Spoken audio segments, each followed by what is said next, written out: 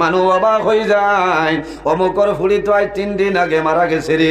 ও বগুর কবর তনে আবাজার দৌড়াইয়া মুফতি সাহেবের দ্বারো যায় না। মুফতি সাহেব মানুষের কবর খুলন করা যাই যাচ্ছে নি কোনো কারণবশত, আবার মানুষের কবর ফাল্টাইল যায় কোনো বেড়া নাই। রায় লইয়া আইসন, কুদাল লইলা, খন্তি লইলা, এখন কোনো মানুষ দ্বারো যায় না। এগুলো খবর কি লাগবে? ও সাহসী 2-4 জনে গিয়া মাটি হরাইয়া আস্তে আস্তে ফাতা হরাইয়া বাঁশ ওলানির বাদে কইছে দাল লইও না, খবরদার করো, বাড়ির যাও, আমার বাড়ির যাও, আমার শরীরে কোনো কাপড় নাই, দয়া করে আমার বাড়ি তলে আমারে চাদর আনিয়া দেও রে। মানুষ দৌড়াইয়া বাড়ির যায়, বাড়ি তলে চাদর আনিয়া লাইটা মারিয়া দিস। আল্লাহর বান্দে চাদর দিয়া শরীরটা আপনার আব্রু করিলাই। আব্রু করিয়া মহিলায় জানাইল, ও ভাইয়াই আমি অনুরোধ করিয়ার আমার সামনে তো সামাইল সরি যাও, আমি এখন জমিন কবর তনে বাইর হইতাম। সারা মানুষ সরিয়া যায়। হঠাৎ দেখা যায় এই যুবতী মহিলা কবর তনে বার হইছ, এক দৌড়ে বাড়িতে আইস, একটা রুম হামাইয়া দরজা 9টি লাগাইয়া বয়। এমনি মায় দেখছেন আমার উড়ি উঠি আইছে, মায়া আছে দোকনোর বন্ধে দি দৌড়াইছে নিকু খবর তো নিয়ে আইছে, সারা বাড়ি সাফ করি লাইতো, কোন বলায় হয়েছে ওগুলো তুলিত।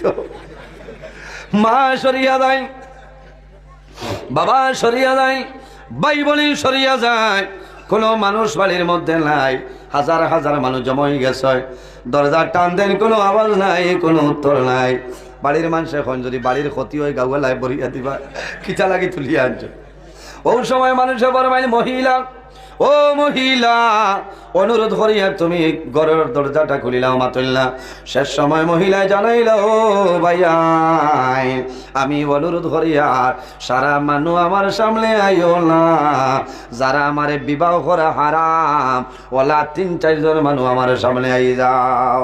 আল্লাহর বান্দিয়ে দরজা খুলাই, সাহসী মানুষ 2-4 জন মানুষ যারা বিবাহ করা হারাম এরা গেছে আল্লাহর বান্দিয়ে চাদর দিয়ে আপনার সমস্ত শরীর গুড়িয়ে আল্লাহর বান্দি এইভাবে আপনার বই রইছ।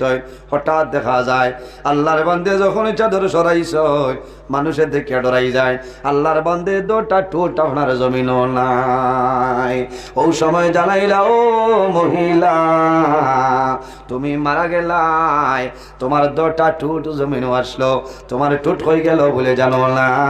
আমারে যখন কবরের মধ্যে রাখি আইলাই, আমার কবর ফিরিস্তা আইস আইয়া দাঁড়ালো, চাকু দিয়ে আমার ঠোঁটটা কাটিয়া নিলা।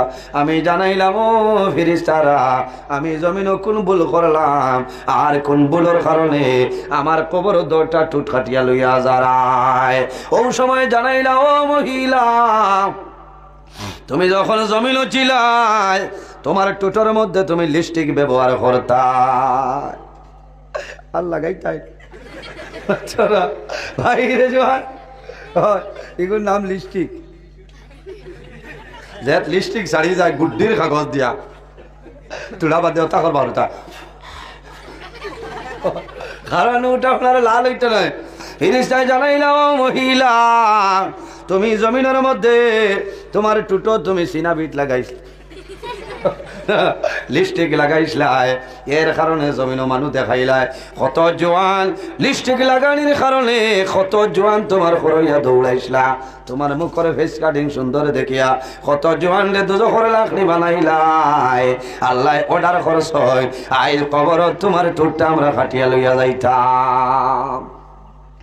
এর কারণে মা বইন হল আমার জোড়াতে অনুরোধ হইল, আর জমিন লিপস্টিক ব্যবহার করিও না, করবাইনি মাতো না না আর না, আর লিপস্টিক ব্যবহার করিও না।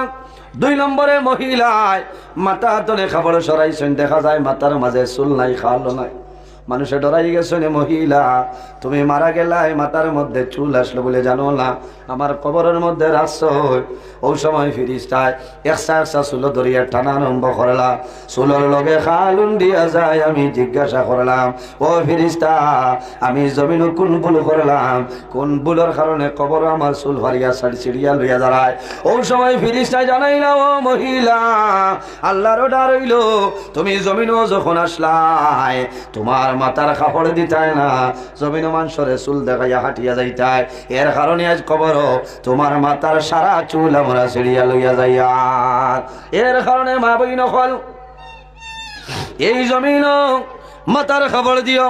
এরপরে দেখা যায় খাবড় যখন সরাইছ 10 আঙ্গুলের নখ পরিমাণ নাই, পাওরও নাই। জিজ্ঞাসা করলা মহিলারে, তোমার নখ কাটা, আঙ্গুলির সামনা হাতগুলির কাটা কোন কারণে? বলে জমিনে আমি নখ পালিশ ব্যবহার করতাম, এর কারণে আমার কবর এই হাতর এবং বাবুর আঙ্গুলির এক বাজু কাটা হয়ে গেছে। হওয়ার লগে লগে আল্লাহর বান্দি ফড়িয়া মারা যায়, আবার কবর নিয়ে দাফন করা হয়। তাই বোঝা গেল জমিন পর্দা খারে হয়।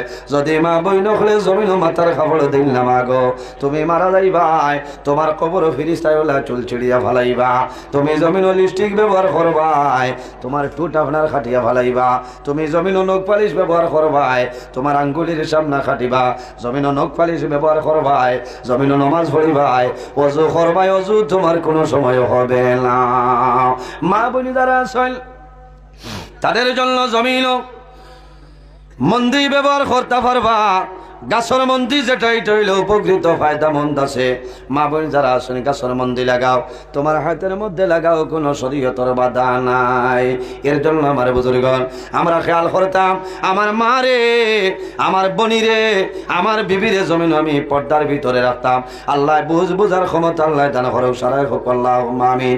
আল্লাহর হাবিবে ফরমায়, মান বানা লিল্লাহি মসজিদান বানাল্লাহু লাহু বাইতান ফিল জান্নাহ। যে জমিন আল্লাহর ঘর মসজিদের ঘর বানায়, আল্লাহ বান্দা বান্দির জন্য জান্নাত ঘর বানাইলাই। অনেক মা জমিন আছে, অনেক মা জমিন নাই, অনেক বাবা জমিন আছে, অনেক বাবা জমিন নাই। রাসূলুল্লাহ ফরমায়, আওলাদের জন্য মা বাবা ইলা দুয়ার দরজা। আওলাদের জন্য মা বাবাই যে দোয়া করবা, আল্লাহ মা বাবার দুয়ারে কোনো সময় ঘুরাই দেয় না। একজন ভাই দেখে যদি মা বাবা তখন আল্লাহ জমিন হায়াত বাড়াইবা।